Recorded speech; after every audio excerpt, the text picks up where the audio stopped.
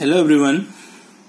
In previous video I will discuss about the correlation and various type of correlation, rank correlation and so on. And today class I will discuss about the regression. What is regression basically? In our syllabus there is only linear regression as well as multiple regression. So first of all we will discuss about the linear regression, that means line of regression. In function we will study whenever y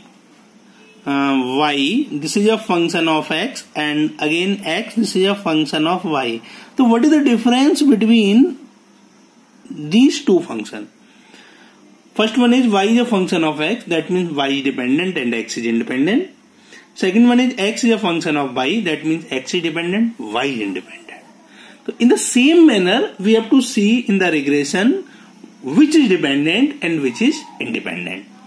Look at here, the line of regression of y on x, when y is a function of x, then line of regression of y on x hota hai y minus y bar is equal to byx times x minus x bar. And this byx is nothing but the regression coefficient of byx है y on x and byx is equal to r times sigma y over sigma x. Further it can be written in the form, देखो b by x है तो y on x होगा और r time sigma y over sigma x इसका वो होगा. इसको हम ऐसे भी लिख सकते हैं n time summation x by minus summation x into summation y over n time summation x square minus summation x का whole square. And where r is nothing but summation x minus x bar y minus y bar over n times sigma x into sigma y, जो हमने अभी पीछे पढ़ा था. Now the line of regression of x on y, that is x minus x bar, that is bxy times y minus y bar, and bxy is वहाँ क्या था b by x था तो r time sigma y over sigma x था. यहाँ क्या bxy होगा r time sigma x over sigma y. This is n times summation xy minus summation x into summation y over summation y square minus summation y का whole square. and r क्या होगा? The coefficient of correlation, जो भी हमने पीछे discuss किया था. Clear? अब अभी जैसे हमने बताया था कि आपको ये देखना है कि कब हमें b by x यूज करना है, कब हमें bx by यूज करना है. जब y डिपेंडेंट हो, x इंडिपेंडेंट हो, then we have to apply b by x. जब x डिपेंडेंट हो, y इंडिपेंडेंट हो, तब we have to apply bx by. There are some property of the regression coefficient. The correlation coefficient of the geometric between the regression coefficient. यानी जो correlation coefficient होता है वो हमारा geometric mean होता है regression coefficient का. अभी हमने बताया था कि regression coefficient जो b by x होता है वो क्या होता है r times sigma y over sigma x और bxy कितना होता है r times sigma x over sigma y. तो geometric mean कितना हो जाएगा under root b by x into bxy r times sigma y over sigma x into r times sigma x over sigma y under root r square, that is r. Clear? इसका मतलब क्या है कि जो मेरा regression coefficient होगा वो correlation coefficient का geometric mean होगा. सॉरी मैंने उल्टा बोल दिया. द कोरिलेशन कोफिशिएंट जो होगा R, this the geometric mean of the regression coefficient. Second one, the most important property that if one of the regression coefficient is greater than unity then other must be less than unity. यदि एक regression coefficient b by X की value यदि 1 से बड़ी है तो दूसरा जो कोफिशिएंट होगा bxy उसकी वैल्यू हमेशा 1 से छोटी होगी. ये बात आपको ध्यान रखनी है. बहुत सारे क्वेश्चन में जब नहीं पता चलेगा तो आपको इस प्रॉपर्टी की हेल्प से देखना पड़ेगा कि one of the regression coefficient एक दिया है, ये तो 1 से बड़ा है तो दूसरा हमारा 1 से छोटा आना चाहिए. ठीक है. तीसरा है arithmetic mean of the regression coefficient is greater then the correlation coefficient, that means b by x plus bxy by 2 is greater then r. इसको हमने सॉल्व किया. r time sigma y over sigma x plus r time sigma x over sigma y is greater then 2r. r time sigma square y plus sigma square x is greater then 2r time sigma x into sigma y. तो sigma square y plus sigma square x is greater than 2 time sigma x sigma y. तो sigma square y plus sigma square x minus 2 time sigma x sigma y greater than 0, यानी sigma y minus sigma x का whole square greater than 0. Clear? Proof भी किया हमने. दो number में कोई छोटे छोटे प्रूफ पूछ लेता है. Next is regression coefficient are independent of the origin. Origin से इंडिपेंडेंट होते हैं. ओरिजिन चेंज करने पर रिग्रेशन कोफिशिएंट पर कोई फर्क नहीं पड़ेगा. The correlation coefficient and the regression coefficient have same sign, यानी कोरिलेशन कोफिशिएंट और रिग्रेशन कोफिशिएंट का जो साइन होगा वो क्या होगा, सेम होगा. एक प्रॉपर्टी बेस्ड छोटा सा क्वेश्चन है. In regression coefficient, if regression coefficient are 0.8 and 0.2, what is the value of the, what would be the value of the correlation coefficient. यहाँ हमसे कहा है कि हमारे पास दो रिग्रेशन कोफिशिएंट है, उनकी वैल्यू दे रखी है. तो वी आर फ्री, कोई सा भी हम b/x ले लें, कोई सा भी हम bx/y ले लें. b/x = 0.8, तो bx/y 0.2. तो r स्क्वायर कितना होगा, r स्क्वायर कितना होता है b/x इंटू bxy. तो r कितना होता है √b/x इंटू bxy होता है, अभी बताया था ना. The correlation coefficient is the geometric mean of the regression coefficient. तो कितना 0.8 to 0.2 यानी 0.16. तो r की वैल्यू कितनी हो जाएगी 0.4. छोटे छोटे क्वेश्चन है जो इसी प्रॉपर्टी पे बेस होते हैं. Now the most important derivation is angle between the two line of regression. यानी हमारे पास दो लाइन ऑफ रिग्रेशन है, तो उनके बीच में हम एंगल कैसे निकालते हैं या कैसे वो होता है, क्या एंगल होता है वो है. If theta be the acute angle between the regression line in case of two variable, ये थीटा हमारा acute angle है दो लाइन ऑफ रिग्रेशन के बीच में. Theta be the acute angle between the two regression line in case of two variable x and y, then so that tan theta is equal to 1 minus r square by r sigma x into sigma y over sigma square x plus sigma square y, where r, sigma x, sigma y have their usual meaning. यानी उन दोनों के बीच में जो angle होगा वो ये होगा. फॉर्मूला दे रखा है, हमें ड्राइव करना है basically. And explain the significance of the above formula when r = 0 and r = ±1. देखिए r क्या था, हमारा कोफिशिएंट ऑफ कोरिलेशन है. हमें इस बात का भी डिस्कस करना है कि जब कोफिशिएंट ऑफ कोरिलेशन 0 हो जाए या कोफिशिएंट ऑफ कोरिलेशन की वैल्यू ±1 होगी तब क्या होगा. लाओ कोई नहीं. Equation of the line of regression of y on x क्या एंड x on y क्या होता है. y on x क्या होती है, y minus y bar = b/x times x minus x bar. And x on y क्या होती है, x minus x bar = bxy times y minus y bar. y minus, इसको हम क्या लिख सकते हैं, y minus y bar = r times sigma y over sigma x into x minus x bar. And x minus x bar कितना हुआ, r times sigma x over sigma y into y minus y bar. तो पहली line का जो slope होगा y on x का m1 कितना हो जाए, r times sigma y over sigma x, और दूसरी का कितना हो जाए m2 = sigma y over r times sigma x. And we know very well the angle between two line of regression tan theta कितना होता था, m1 minus m2 over 1 plus m1 into m2. लेकिन यहाँ क्या है, एक्यूट एंगल है, तो हम क्या करेंगे m2 minus m1 लेंगे. tan theta = plus minus m2 minus m1 over 1 plus m1 into m2. तो plus minus sigma y over r times sigma x minus r times sigma y over sigma x over 1 plus r times sigma square y over r times sigma square x. ठीक है, इसको हमने solve किया 1 minus r square by r sigma y into sigma square x over sigma x into sigma square x plus sigma square y. जब हम इसको solve करेंगे तो plus minus 1 minus r square by r sigma x into sigma y over sigma square x plus sigma square y. यानी tan theta की value कितनी होगी, 1 minus r square by r sigma x into sigma y over sigma square x plus sigma square y. And r square is less than equal to 1. वैसे भी हमने आपको वहां correlation में बताया था कि the coefficient of correlation lies between -1 to +1. Now this is the formula जो ड्राइव हो गया. अब क्या करना है, what happens when r is 0. Whenever r is 0 then tan theta is infinity, that is tan pi/2. Theta is pi/2. So the two lines of regression are perpendicular to each other. What happens when the coefficient of correlation is 0? Then two line of regression are perpendicular to each other. And when r is equal to ±1, then tan theta is 0 and theta is equal to 0 or pi. That means the line of regression coincide to each other with the perfect correlation between the variable x and y. यानी वो क्या होंगे, coincide करेंगी.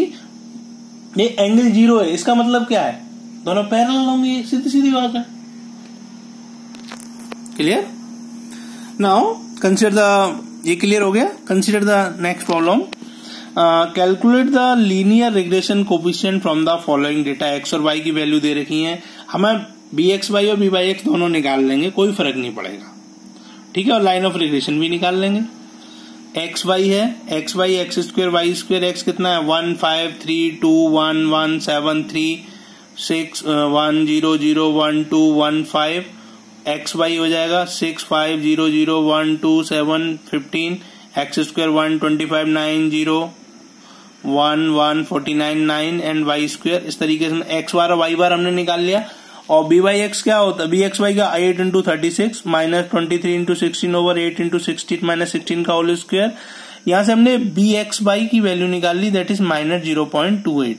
ऐसे हमने B Y x की value निकाल ली minus 0.304। यहाँ मैं ये तो बोला नहीं है कि मैं बाई ऑन एक्स निकालना है, एक्स ऑन वाई निकालना है, दोनों निकाल देते हैं। तो क्या हो जाएगा, Y minus Y bar is equal to B Y X times X minus x bar. Y minus Y bar कितना है हमारा 2 है, हमने यहाँ निकाला था, बाई बार इज 2।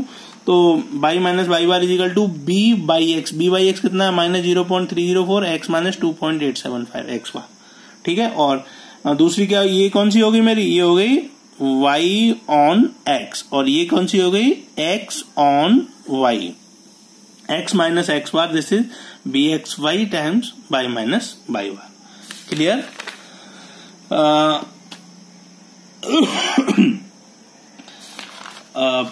एक क्वेश्चन देखिए थोड़ा सा, x is equal to this age दे रखी है और y हमारी मेंटेनेंस कॉस्ट दे रखी है। The following table gives the age x in years of cars and annual maintenance cost y in 100 rupees. Estimate the maintenance cost for a 4-year-old car after finding the regression equation. इसने हमें एक data दे रखा है, एक as में और एक maintenance cost में कार्स को। यानी 1 साल पुरानी कार की जो मेंटेनेंस कॉस्ट है वो 1500 रुपए, यानी 100 में 15 लिखा है, 1500 रुपए है। 3 साल पुरानी, जैसे ही कार 3 साल पुरानी होती है उसकी मेंटेनेंस कॉस्ट 1800 हो जाती है, 5 साल पे 2100 हो जाती है, 7 साल पे 2300 हो जाती है, 9 साल पे 2200। तो उसने हमसे ये कहा है कि estimate the maintenance cost for a 4-year-old car after finding the regression equation. यानी हमें 4 साल पुरानी कार की एनुअल मेंटेनेंस कॉस्ट निकालनी है, और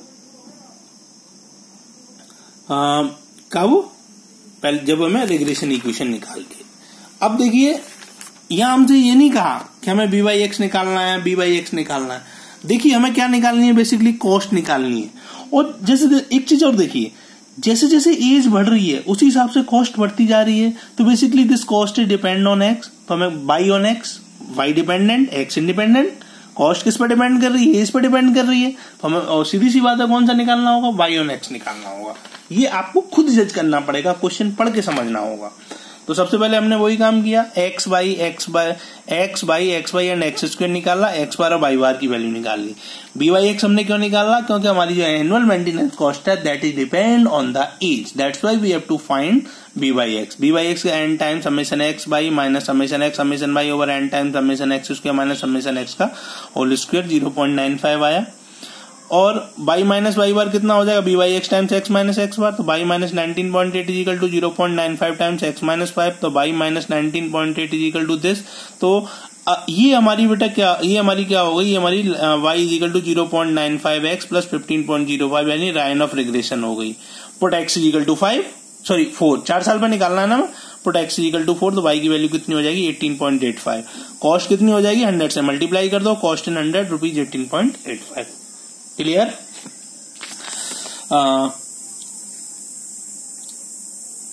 आई थिंक ये क्लियर हो गया होगा। Now the next question is the regression line of y on x and x on y are y is equal to ax plus b and x is equal to cy plus d respectively, so that sigma y over sigma x is equal to ayc and x bar is equal to bc plus d over 1 minus ac and y bar is equal to ad plus b over 1 minus ac। यानी हमें ये जो ratio है वो show करना है और x bar और वाई बार को निकाल के दिखाना है कि ये इतना ही है। तो y is equal to a x plus b, तो बी वाई एक्स कितना हो जाएगा, r time sigma y over sigma x कितना हो जाएगा ए, और x is equal to c y plus d, तो बी एक्स वाई कितना होगा, r time sigma x y sigma x over sigma y is equal to c, तो sigma y square over sigma x square कितना होता है ए बाई सी, तो sigma y over sigma x कितना हो जाएगा under root a by c. Clear. Since both the line of regression passes through the point x bar and y bar, therefore y bar is equal to ax bar plus b and x bar is equal to cy bar plus d. तो a x bar minus y bar is equal to minus b and x bar minus cy bar is equal to d। इसको हमने equation नाम दे दिया। Multiplying equation 6 by a and subtracting from 5, तो AC minus 1 into y bar is equal to minus times AD minus B, तो y bar की value कितनी हो जाएगी, ये माइनस यहाँ से हमने 1 माइनस AC कर दिया, तो AD plus B over 1 minus AC। Similarly ये हम क्या करेंगे, इसमें हम C से मल्टीप्लाई करके सब्ट्रैक्ट कर देंगे, तो x बार कितना हो जाएगा, BC plus D over 1 minus AC। छोटे छोटे क्वेश्चन है जो कभी कभी पूछ लिए जाते हैं। एक क्वेश्चन और, for the two random variable x and y with the same mean, the two regression equations are y is equal to ax plus b and x is equal to alpha y plus beta, so that b by beta is equal to 1 minus a over 1 minus alpha. Also find the common mean. Here we have y on x, तो b by x is a, and b x on y, bx y is alpha. Let the common mean be m. Then regression lines are by minus by bar, mean m है, by minus m is equal to a times x minus m, तो y is equal to ax plus m times 1 minus a, and same x minus m is equal to alpha times y minus m, तो x is equal to alpha y plus m times 1 minus alpha. Equation number 2. Comparing 1 and 2 with the given equation, we will obtain v is equal to m into 1 minus a and beta is equal to m into 1 minus alpha. Therefore the ratio of b by beta is 1 minus a over 1 minus alpha. Since the line of regression passes through the point x bar and y bar, therefore x bar is equal to alpha y bar plus beta and y bar is equal to alpha x bar plus b will hold.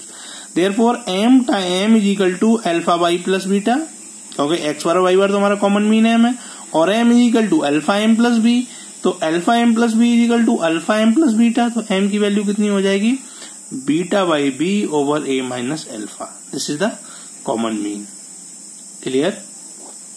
Equation और है, the following data represents the heights y and the weight x of the 100 college student are given and summation x is 15000, summation x square is 2272500, summation y 6800, summation y square 463025, and summation xy 102250. Find the equation of the regression line. Find the equation of the regression line on line of height on weight. We have n is 100 and summation x, summation y, summation x square, summation y square, summation xy. तो x bar कितना होता है, summation x by n. We will find x bar, that is 150. y bar summation y over n, that is 68. तो regression coefficient of y on x, b by x हमने निकाल चुके हैं, यहाँ से 0.1 आ रहा है, and regression line of height y and weight x, यानी y on x क्या होगा, y minus y bar is equal to b by x times x minus x bar, तो y minus 68 is equal to 0.1 into x minus 150, तो y is equal to 0.1x plus 53. I think it's clear.